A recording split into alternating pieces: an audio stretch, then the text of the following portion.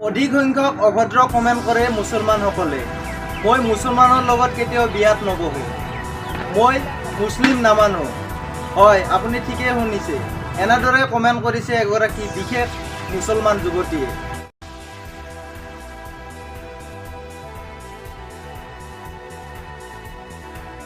অধিক সংখ্যক অভদ্ৰ কমেণ্ট কৰে মুছলমানসকলে। মুছলমানসকলে বিচাৰে তেওঁলোকৰ মহিলাসকল অন্যতকৈ বেলেগ ধৰণে থাকক। আৰু মই সেইবাবে মুছলমানৰ লগত বিয়াত নবহো। মই ভাগৱত গীতা পঢ়ি আছো আৰু হিন্দু ধৰ্মৰ বিষয়ে জানিব বিচাৰো।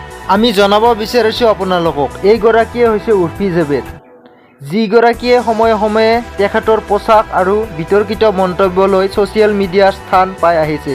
আৰু উৰ্ফি জাবেদে ইণ্ডিয়া টুডেৰ এক সাক্ষাৎকাৰত কৈছে যে মই এগৰাকী মুছলমান যুৱতী আৰু মই লাভ কৰা সৰহসংখ্যক কমেণ্টে মুছলমান লোকসকলে মোক অভদ্ৰ কমেণ্ট কৰে। তেওঁলোকে অধিক সংখ্যকে মুছলমানে মহিলাসকলক নিয়ন্ত্ৰণ কৰি ৰাখিব বিচাৰে।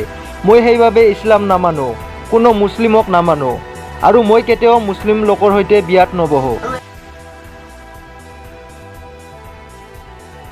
এইগৰাকীয়ে হৈছে উৰ্ফি জাবেদ, যিগৰাকীয়ে তেখেতৰ পোচাক আৰু বিতৰ্কিত মন্তব্যৰ বাবে সময়ে সময়ে ছ'চিয়েল মিডিয়াত বিশেষ স্থান পাই আহিছে। আৰু এই উৰ্ফি জাবেদে ইণ্ডিয়া টুডেৰ এক বিশেষ সাক্ষাৎকাৰত কৈছে যে মই ইছলাম নামানো, মই মুছলমানৰ লগত কেতিয়াও বিয়াত নবহো আৰু মই সকলো কমেণ্টবিলাকৰ ভিতৰত সৰহসংখ্যক মুছলমানেই মোক বেয়া কমেণ্ট কৰে, অভদ্ৰ কমেণ্ট কৰে।